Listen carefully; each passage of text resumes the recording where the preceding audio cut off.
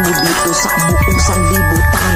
Kaya naman, isang panganib ang nag-aabang sa bawat sinuman. Hindi mo batid kung ito'y isang kaibigan o isang kaaway na nasa iyong harapan at tagiliran o likuran. At kahit ang matalik mo kaibigan ay isang maaaring mapanganib na kalaban, ito'y isang mensahe ng isang estranghero na may mabuting kalooban. Sa bawat oras, sa bawat buhay, sa bawat panahong nilalakbay. Kaya naman, isang estranghero ang pinarusahan upang maglahad ng bawat naranasan sa buong sanlibutan.